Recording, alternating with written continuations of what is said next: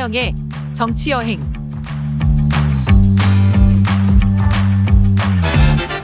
김남국 방지법 만장일치. 떨고 있는 인사는? 김남국 의원이 쏘아올린 코인 논란이 P2E 관련 게임 업계, 가상자산 업계를 비롯해 정치권에도 새로운 화두를 던지고 있습니다. 현재까지 언론 보도에 따르면 김 의원은 수십억 원 상당의 가상자산을 보유하고 있습니다. 그런데 투자 자금 출처가 명확히 규명되지 않고 있고 관련 입법에 관여해 이해충돌 소지가 있는 게 아니냐, 미공개 정보를 이용한 게 아니냐는 등 의혹까지 제기되며 민심이 동요하고 있습니다.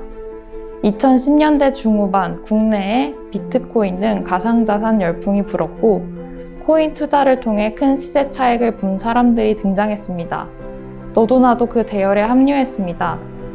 늘어난 투자자만큼 이용자를 보호하고 관련 범죄를 예방할 법안, 제도 마련이 시급해졌습니다.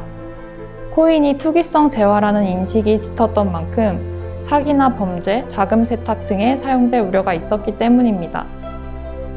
2021년 특정금융정보법 시행으로 가상자산 사업자들의 사업자 신고, 금융정보 분석원 신고 수리 등으로 제도권 편입이 시작됐지만 루나 폭락 사태, 글로벌 암호화폐 거래소인 FTX 파산 사태, 시세 조작 등의 문제가 여전히 발생했습니다.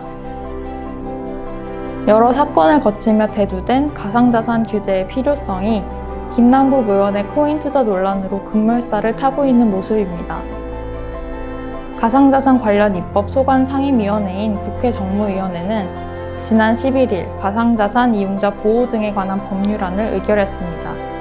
국회 정무위는 또한 지난 17일에 국회의원이 보유한 가상자산 현황과 변동 내역을 자진 신고하고 보유 관련 사항을 국민권익위에 조사받도록 하는 내용의 결의안을 채택했습니다.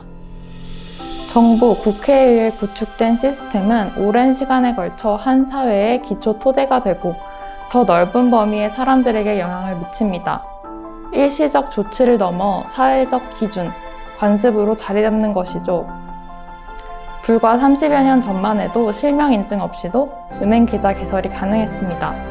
금융실명제가 본격 실시되기 전의 일입니다. 문민정부 출범 6개월 차인 1993년 8월 12일 김영삼 전 대통령이 긴급재정경제명령 제16호를 내려 금융실명거래 및 비밀보장에 관한 긴급재정경제명령을 전격적으로 실시함으로써 금융기관과 거래 시 실명 사용 원칙이 자리하게 됩니다. 비실명 거래를 통한 부정한 자금은 음성적 정치자금, 비자금 조성, 범죄 수익 은닉 등 비리와 부정부패의 온상이 됐는데요.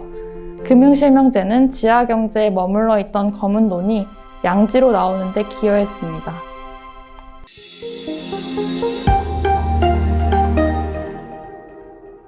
노태우 전 대통령의 4천억 원 비자금서를 확인하는 데에도 금융실명제 실시가 실마리 역할을 했습니다. 1995년 말 서석재 당시 총무처 장관이 일부 언론사 기자에게 계좌 실명 전환 과정에서 비자금설이 흘러나왔다고 발언합니다. 소문의 당사자인 노태우는 사실이 아니라고 주장했는데요.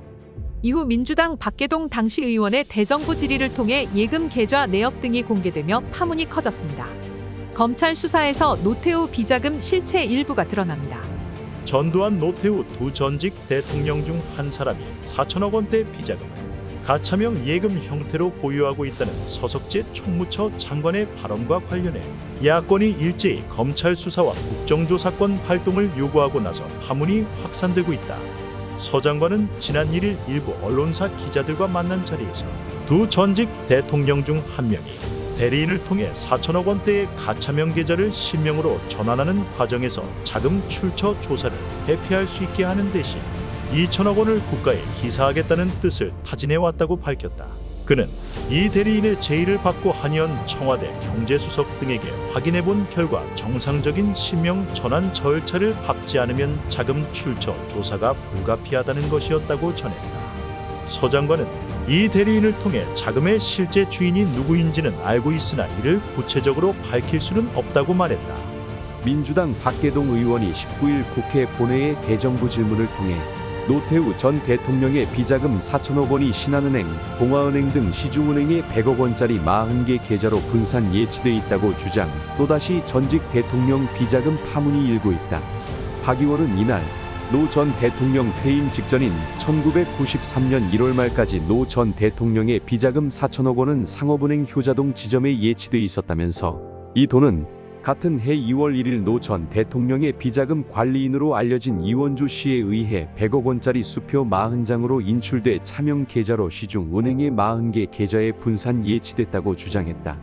박 의원은 대통령 비자금 중 300억 원을 할당받은 신한은행 서소문 지점은 차명 계좌 개설을 부탁받고 당시 서소문 지점장 이우근 씨의 동서와 같은 지점 차장 이화구 씨 처남 명의로 각각 100억 원씩을 예치하고 나머지 100억 원은 우일양행 하범수 씨 명의로 입금됐다면서 하 씨 명의의 예금 계좌와 이 계좌의 잔고조회표를 증거물로 제시했다.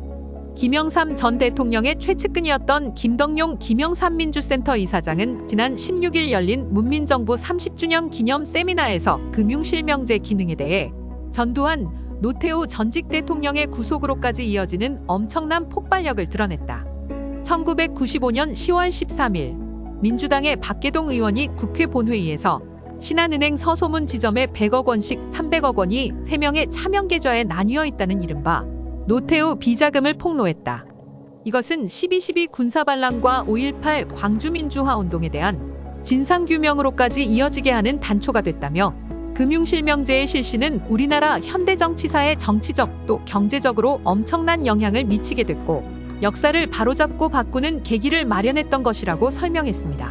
수십 년이 흐른 지금 금융실명제는 대한민국 경제사회에 완전히 정착했습니다. 금융실명제가 경제정의 실현의 기반이 됐다는 건 부정할 수 없는 사실입니다. 가상자산 관련 이용자 수가 늘고 P2E 게임 업계 등까지 그 영향이 확대되는 만큼 이번 김남국 의원 코인 논란을 둘러싼 정치권의 대처가 중요하겠습니다. 그동안 코인 문제가 새로운 이슈가 됐는데 법의 사각지대에 있었습니다.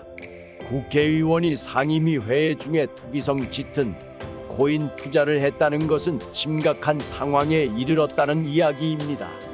이 사안까지 정쟁에 붙이면 국민도 피로해집니다. 여야 합의를 통해 관련 법 통과, 코인 관련 전수조사, 김남국 의원 중징계안 등을 합의해서 빠른 시일 안에 조치를 취해야 할 것입니다.